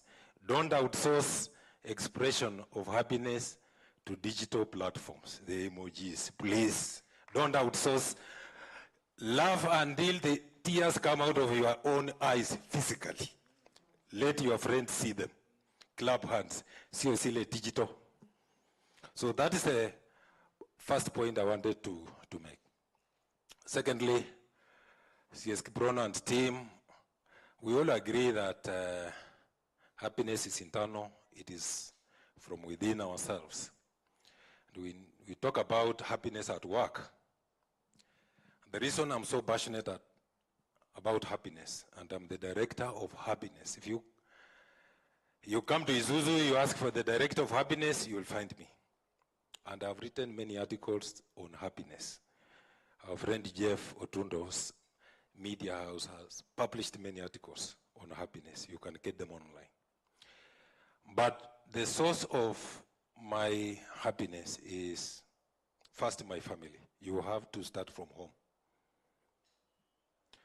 Somebody say, one of the speakers said, you can't give what you don't have. You have to start from what? Home, at a personal level, in your individual relationships. So for me, I have made it my call and my aspiration and my responsibility as the head of the family to ensure there is happiness every moment. And this is through branding. Separately, at another session, we can talk about family branding. But I'll just touch on the few things that I do to inject happiness in me, which I then take to Isuzu. First, my family is called Flats. Mine is the Flats family. Now, it's a family of 5. The first F is mine, Fred. The L is for my wife, Lillian. The A is for my firstborn, Amos. The D is for secondborn, Derek. And the last one is for our daughter, Chantel. So it is the Floods family. And we have a flag. When we are having functions, it is raised like the Kenya national flag. And we also have small flags, flats. When a family member excels, he takes the flag. Tuko na wimbo, I have a guitar, we dance. If it is my daughter, now she goes with it to her bedroom. It stays there until the next family member wins something. Then she hands over to the other family member. We celebrate, and there are values. There are those, you see the 5 values. It's a 5-star family. We call it it's a 5-star family with 5 members. Every member of the family is a star, and we have 5 values. So I will talk about that one separately, but the point I wanted to make is inject happiness from what? From home. You don't want, as a leader, your family members to be seeing you on TV talking about happiness and there's no happiness at home. Hata watoto watashanga. They want to be your ambassadors on happiness. They want to connect with what you stand for, the people you relate with. Do they taste the happiness? So, at another forum, I can talk about the 5 values of the family, but for today, I want to move on to workplace happiness. And there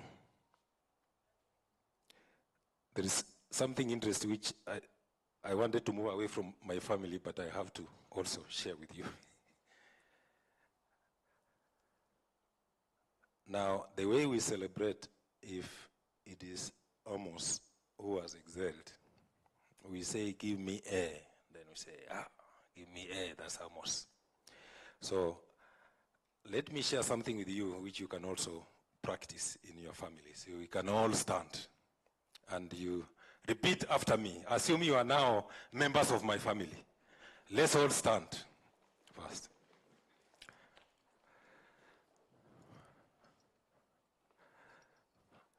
So when I say, give me F, you say F. When I say, give me L, you say all the way to S. And then I will ask who is number 1. We say God, because one of our values there is religion. The overriding power over the family is God. So, but this is how we celebrate. Give me F, give me L, give me A, give me D, give me S. And who is number 1? We always do that and jump, you twist if it's your waist, if it is kama ni mapeka, kama unataka, you throw whatever, you celebrate in your own. That's what we do. So let's take our seats.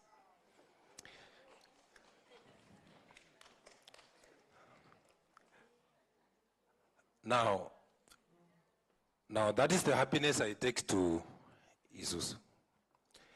And Isuzu East Africa, you are all shareholders of Isuzu, by the way, as Kenyans.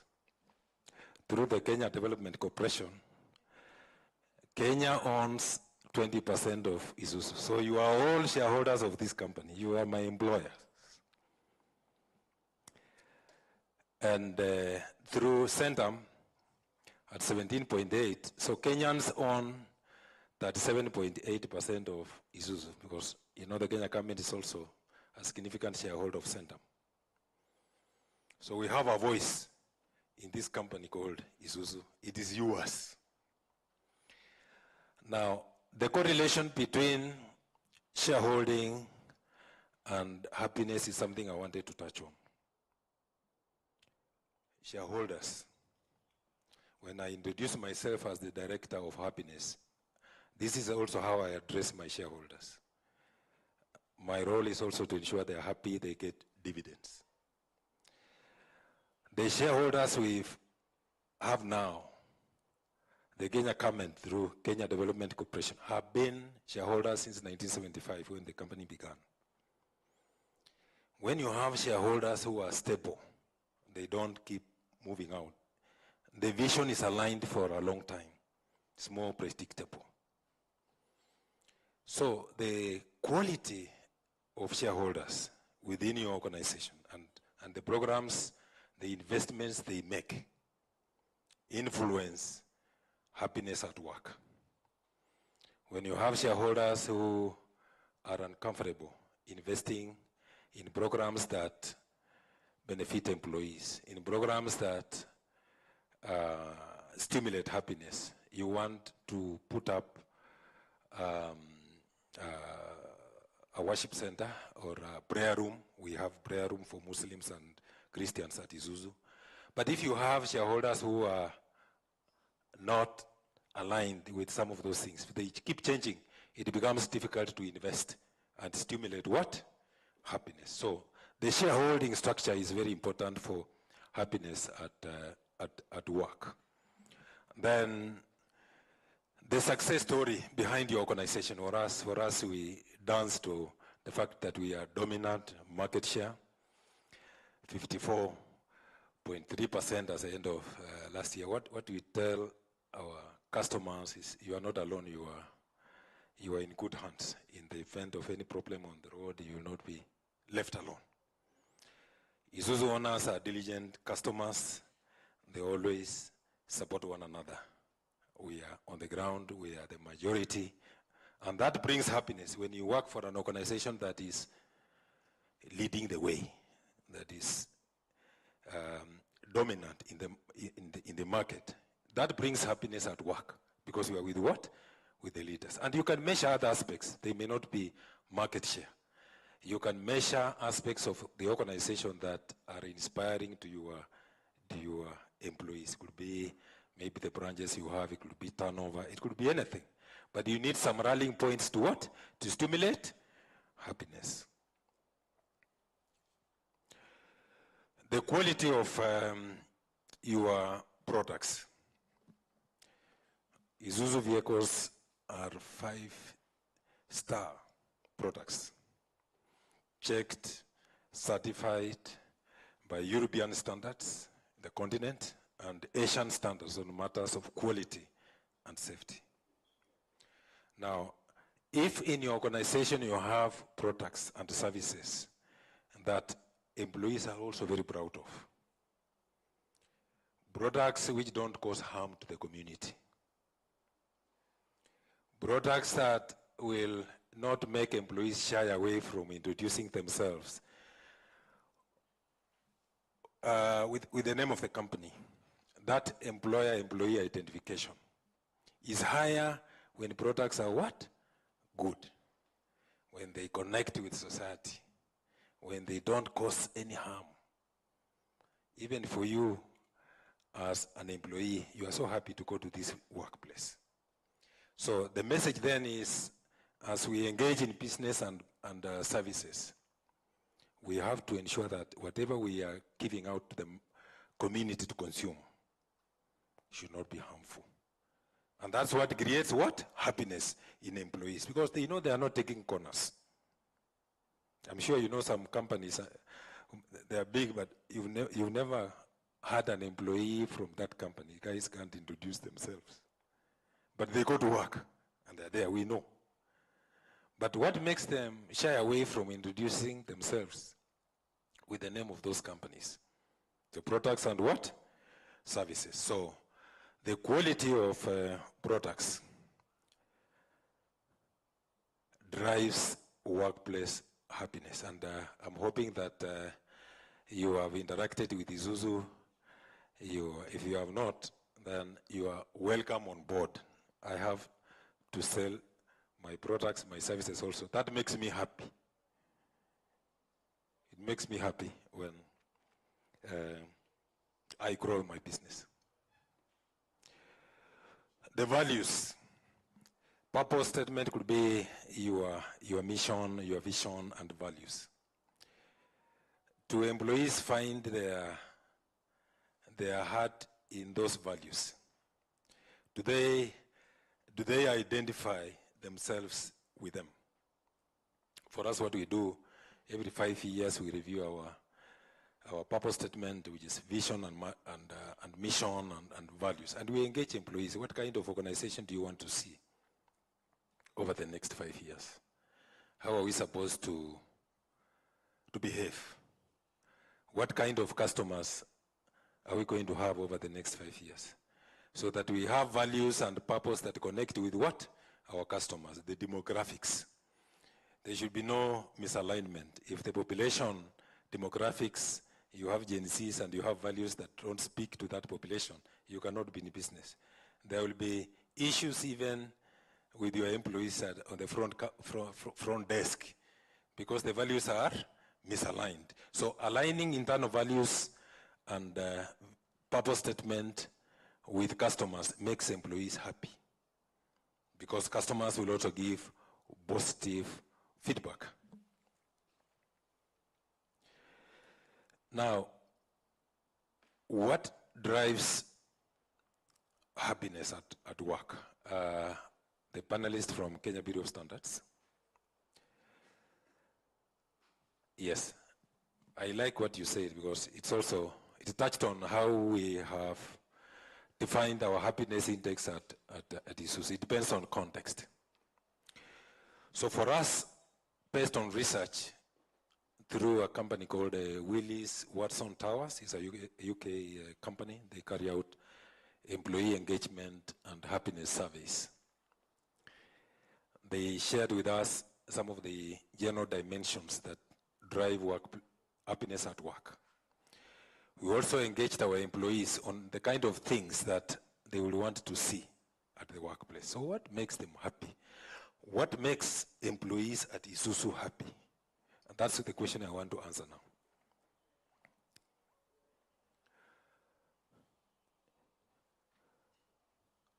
Now, the first dimension that brings happiness is business sustainability. Employees knowing that you are there for the long haul. You know, not every other time you are declaring redundancies.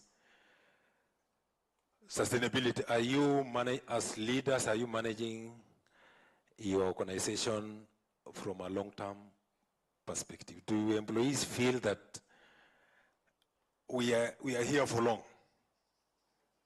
Are you managing risks within the business? So when employees feel the business is sustainable, that drives happiness from our team members. Excellence, how do you manage excellence at the workplace? Employees like a place that is great. Customers like a place that is great. How are you managing excellence? Are you, by association, if you are associated with great things, like alliance, you know, when you hear alliance, you go, okay, that's great. I heard today you have. You know, there are institutions which are associated with what? Greatness, excellence. So within your organization, how are you managing excellence? Are you managing standards? So that drives happiness at work. Safety. Now, this safety is in two perspectives. There is psychological safety. Do employees feel comfortable at the workplace when they reach the gate? Do they feel I'm entering a safe place from the interactions that go on in that organization? The other aspect of safety is the physical one. You are manufacturing, there are processes. Do you ensure the workplace is safe? No one is injured. I always tell my employees, if you have a young man who is to get married and this finger disappears, So what happens in the organization? This finger is chopped off and you are in a wedding. Everybody was, hiyo kidole ilienda, ilipotelea huko Isuzu. That affects happiness. If you are in the canteen, you are seated next to someone who doesn't have an eye, lost an eye because of an injury at work, lost a hand. That one alone affects the mood, the climate, the feeling at the workplace. So you have to ensure everybody is safe. You do your best to ensure the workplace is what? Safe. So employees are happy because even their family members are happy. They know our family member will go to Isuzu and come back safe. The worst thing is for a family member to go to work, go back to the family with an injury. The child will cry. What has happened in this place that you go every day? If it's the mother, hata mtoto atalia sana. That place which causes injuries to my mother. Huko ndiye anaenda tena. The crying. So safety is important and it drives happiness at work. Health and well-being, this was touched on. Do you ensure the workplace is has health programs? For us, we have a gym, we have so many facilities. We have mothers' rooms, we have a women council, and I'm the patron of the women council, very strong. We fund, I'm not the sponsor. In the Kenyan context, sponsor has a different meaning. But I'm the patron. As the HR director, I wanted to be the patron so that there is money. I set aside funding for women programs. I'm the patron. The Women Council, we have a Women Council. And all the members are Isuzu women. All Isuzu employees are members of the Women Council, including my boss, Rita. She's a member of my council, and I'm the patron.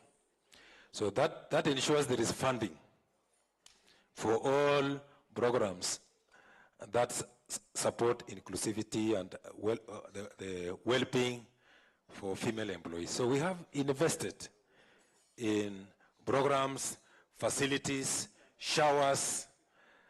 Unafanya kazi, you have nice showers, hot showers before you go home. We have all those nice things. So we ensure they are in place and we provide for them. Relationships. We manage relationships from a collaborative perspective. Collaboration across functions. The issues of those silos, ensuring they are not there. Relationships with our other stakeholders, be the union leaders, empowering them, our neighbors, managing the relationships even with the regulators. All those things ensure that we have a happy workplace. Inspiring purpose, I already mentioned something about alignment of purpose of the company and purpose of employees. Today, see themselves.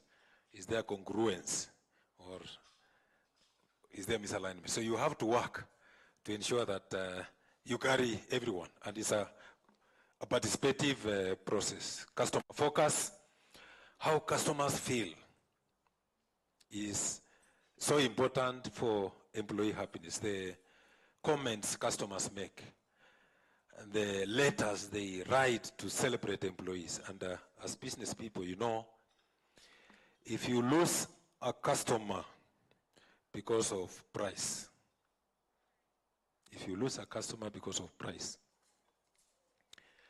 that customer will come back because of culture, how the employees have treated that customer.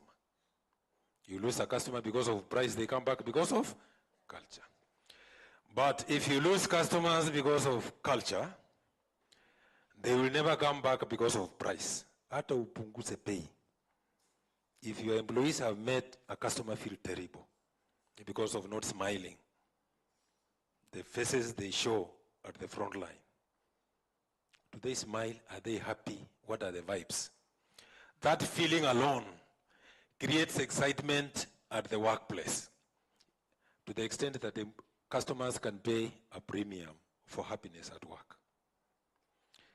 So, drive happiness. In fact, for us, we are completing our 5-year strategic plan 2021-25 this month. So in one of our conversations, the latest ones, we said, okay, smiling is compulsory. Smiling is compulsory. We said, okay, so take the case of long distance runners. If you are on a marathon, and I was reading about how marathoners behave on the final lap. What are some of the things they do on the final lap? Most of them smile a lot, even if you are the last one. You inspire through smiling. So for us, this is the last month of our strategic plan. It's a compulsory smiling. Everybody is supposed to be smiling. And smiling is the first task in an employee's job description. They're all employed to smile. That is something that you need to remind your employees and remind yourselves. You are employed to do what? The first one is to do what? To smile. Smiling is key. You can communicate smiles in many different ways. For us, Isuzu East Africa is a smiling zone. We are working on, I have concepts. You drive to Isuzu, you will see, Isuzu East Africa is a smiling zone. We are happy to serve you. So we have already designed those billboards to welcome you as a customer when you reach Isuzu Gate. You know it's a smiling zone. And the idea is for you to feel it, even without reading it on the billboard, but to feel it from the gate. Career growth and development, opportunities for employees and training. These are things that we all appreciate. And development is different from growth. Career growth for HR people. Development is qualitative. Are employees learning new things? Are they getting opportunities to build relationships? That is development. Growth comes later through promotions. Reward and recognition. Ensuring that the compensation programs are competitive, benchmarked, carrying out compensation surveys. These are things that we do at Isuzu every year to ensure that there is proper competitive compensation for our employees. Then supervisor support. We also measure supervisor index in our surveys and ensure that the relationships between employees and supervisors are well managed. Supervisors get their reports on your index as a supervisor. Then you develop actions to improve happiness in your section. Aspects of trust. How do you build trust? We build trust through communications, openness. If there are bonus programs, how do you build trust? How do you make decisions? Do we carry out surveys on this concept of trust? How do you manage diversity and inclusion? Diversity and inclusion brings happiness at the workplace. It does. The face of Kenya, even customers, when they come to the workplace, they want to see a diversified workplace, gender, disability. All those things bring happiness at work. Voice. Do employees have a way, do employees speak up? Do they have channels for communication if they have concerns? Are there platforms for employees to speak up? When you have suppliers, do they give feedback? Or do you just show up with suppliers, okay, this is the one who is going to serve you from today? Is there a way for getting input from employees into these processes? And we also measure this through surveys, employee voice. And then this is overall engagement, but I want to talk about collaboration across divisions, and the way to drive collaboration is even through compensation planning. When you win, do you succeed as a team? And then ESG, this is very important. At Isuzu, we have a foundation. We established a foundation in 2023 with our 3 pillars: environment, road safety, and education. What we have realized over the years is how happy employees get a chance to go to the community to do something. When you provide platforms for employees to go out there and help, the excitement, the connection, it's like another team building. When you go to Abadeas, when you go out there in Mumandu, Machakos, how employees feel when they are out in the community interacting with the villagers. It creates a lot of happiness and even collaboration with other organizations.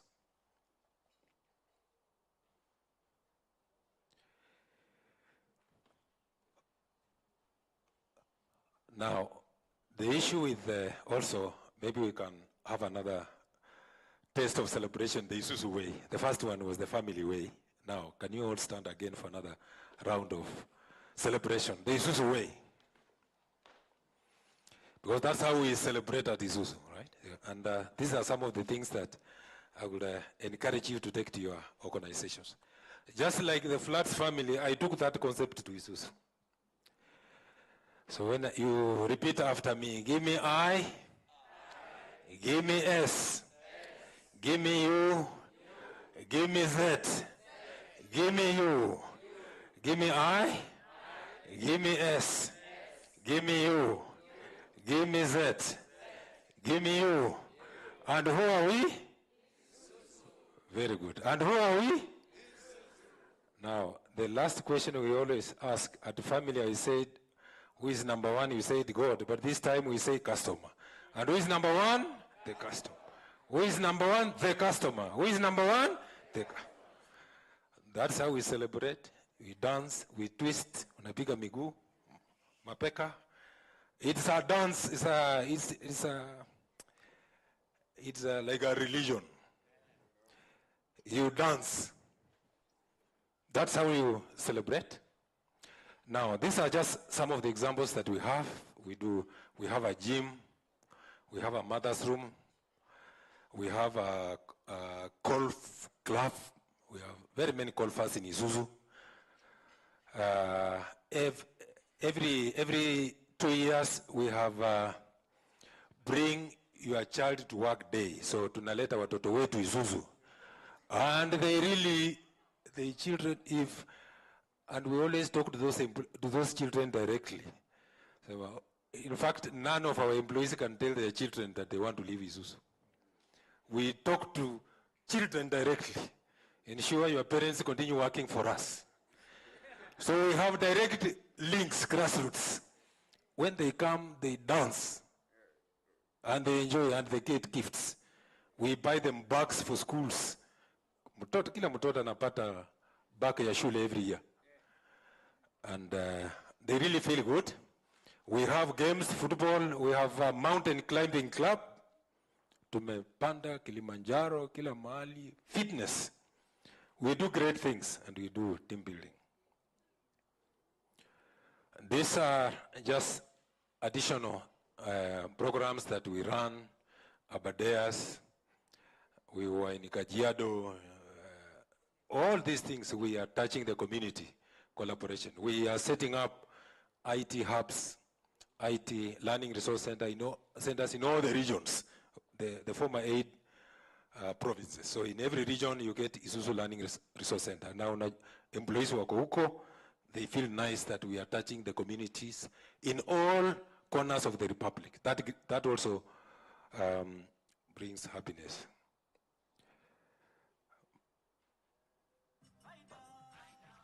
Can we increase the volume to show some of the dancing we have at Isuzu?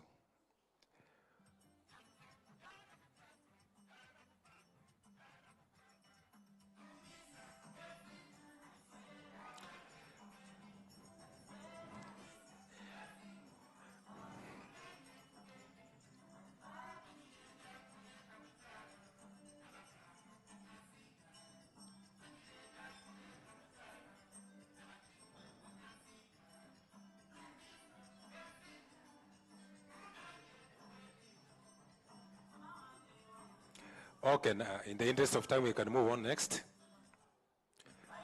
Okay. All right, so I wanted to... Okay, celebrations. Now, dividends of happiness. Isuzu East Africa, the best employer in the country, 2023, 2024. Federation of Kenya Employers, the best employer in the country, Apple, the best HR director in the country. This is my boss and my wife. You know, celebration from home. My wife, my boss. Makofi kwa wingi. These are energy awards. Now, dividends in summary. Now, this is our happiness index at 89%, E-line. You can see all graphs are facing up. Employee engagement at 97%. The net promoter score, this is feedback from customers. The customers who recommend us to their friends, their neighbors. Market share. If you have happy employees, everything looks up. There is a business case for happiness at work. Asante sana, please buy Isuzu mununue magari. Asante. Thank you so much, Daktari. Let's keep standing. Let's appreciate Daktari nicely. Thank you so much. Yeah, thank you. that. And I have a whistle. Usually we have Firimbi meetings at Isuzu. When every month we do well, we have Firimbi meetings for dancing. Niko na hii, CEO akona kala yake, yellow, we celebrate together. DJ ka music ufanye hiyo firimbi. DJ ka music. Tuonyeshe na hiyo firimbi. Piga firimbi.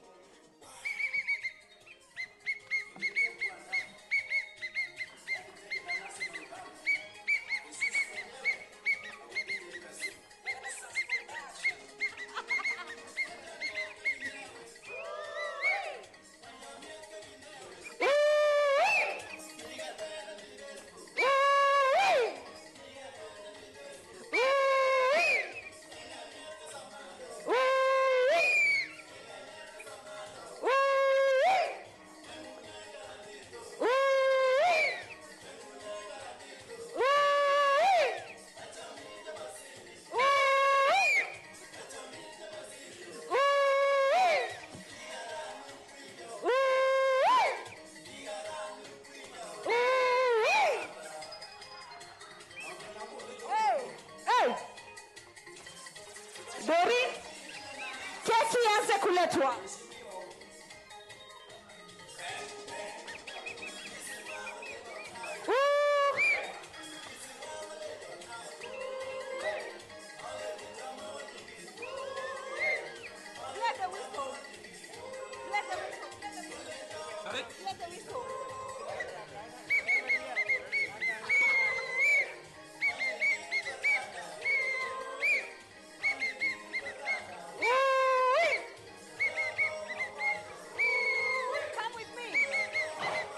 Tunakufuata daktari. Keki Dorin.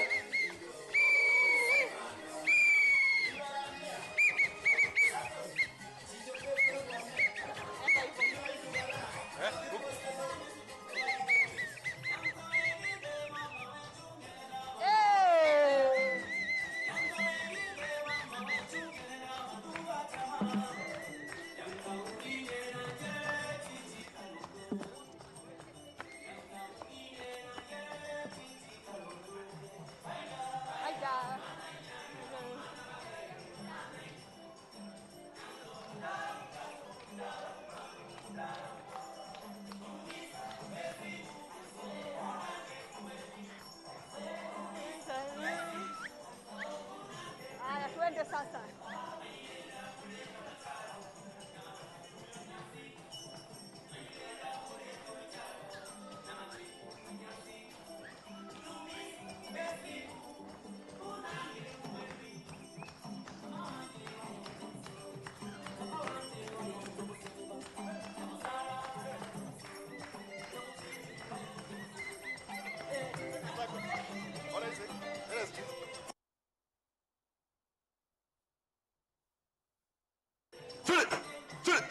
Omundu for mundu. Hey.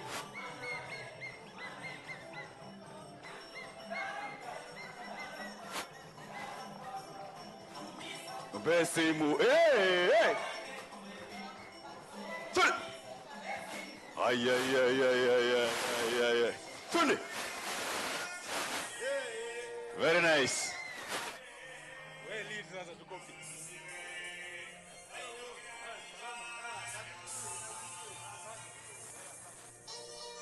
Hey, hey, hey. Maringo tu. Don't sweat it. Hapa tu. Eh.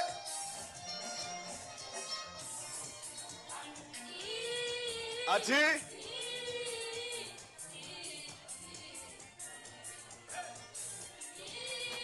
Mapega tu vizuri hivi tu. Tude.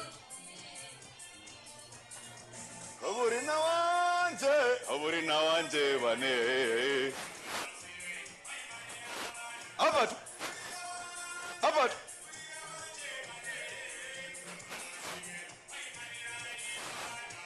Ate ena mushare. Ate ena mushare.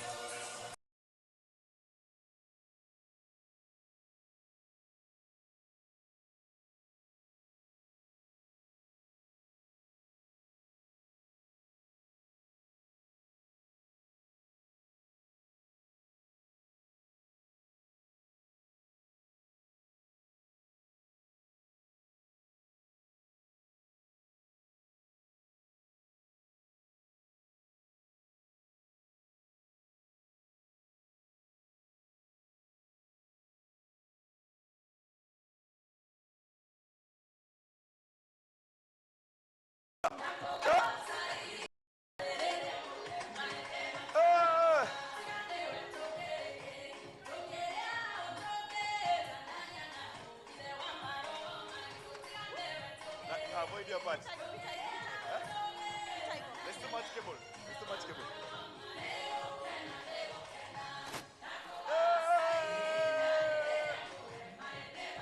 Hapa tu. Twende.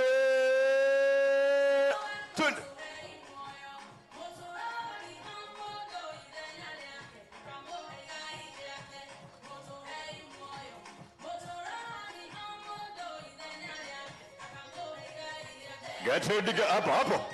Hapo mkono moja tu. Ruka. Zunguka. Twende. Namna hiyo. Ruka. Aya. Ikuje sasa. Ikuje. Ala. I told you Mogidi is very simple. Just namna hii tu. Mogidi is very simple. Just this way. Ate. Mogidi very simple. Very easy. Now, final. Give me pungulu, kwangala, tungulu, pa. Give me that. We hear pungulu, kwangala.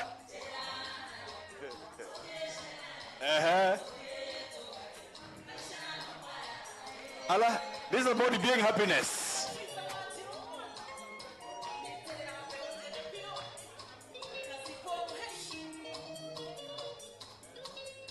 Hapa naona cake iko ready. The cake is good. Tupange line wapi ya keki? Are you ready for me? Aya. MC. All right, please, let's come and have our cake. DJ kucheza music. Kujeni to come now. Protocol team, Lucy, Nancy. Protocol team, please come. Sophia, please come here. We cut the cake. Everyone, come. We cut the cake. Hey. We are going to cut the cake. Please come. We cut the cake. This is our happiness cake. And then now, happy hour, you can have what you want. Aya. Aye. Let's have everyone, please. Aye. Trophy. Please come. Hapo sana, hapo sana. Hey. Pungulu. Come. Ianze tena hiyo bwana. Hey. Wewe ndio pungulu kwa. Please, Trophy, come. All the directors of happiness, Mr. Gitonga, Daktari. Mr. Gitonga, Daktari, please come. Mr. Wasike, please come. Trophy, please stand here. We cut the cake.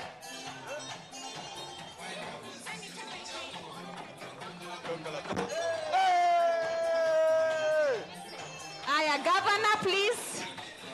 Governor, our friend from Cameroon. You speak French. Today you learn English. Please join. CHO, please stand here. I want us to cut the cake. All the directors of Workplace Happiness, Kabirio, please come. Directors of Workplace Happiness, please come. It's okay. All right. DJ, uko na wimbo ya celebration. We celebrate this cake, happiness, workplace program. All right, DJ? Uko na wimbo yote ya kukata keki. Unipatie before we cut the cake. Happy? Happy? International Day of Happiness? International Happy... International Day of Happiness? Joy for all? We are celebrating you today. Eid Mubarak, right? Aya. Oh. Aya.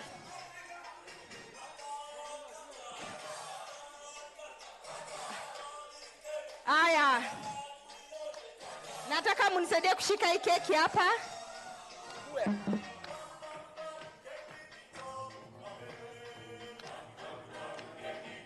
Wait, kila mtu ashike keki pali uko. You can touch someone's hand, even if you don't get to get the cake.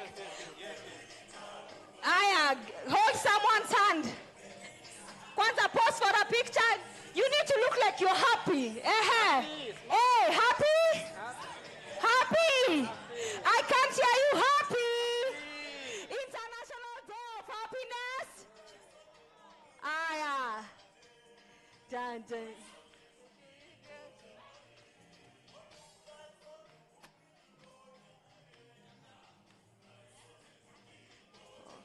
All right, thank you so much.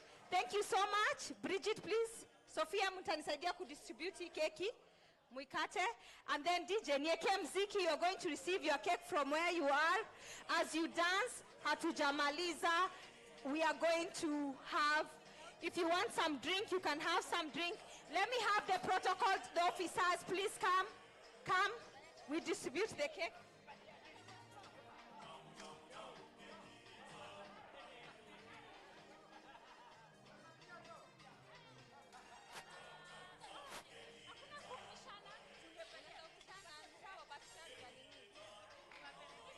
Just pick, take round. There is a fork.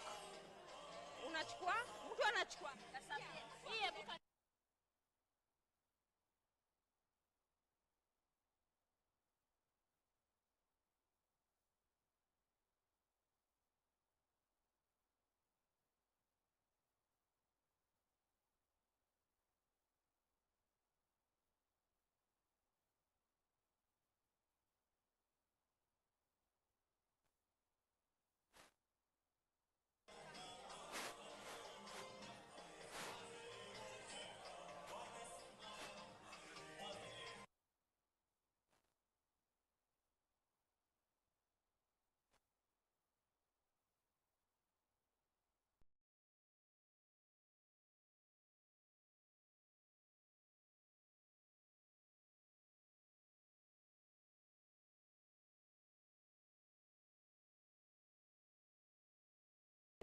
You can come, umisho keki na gavana, even if you've gotten, please. Sure. So, where is our photographer? Kabiro, our photographer, please.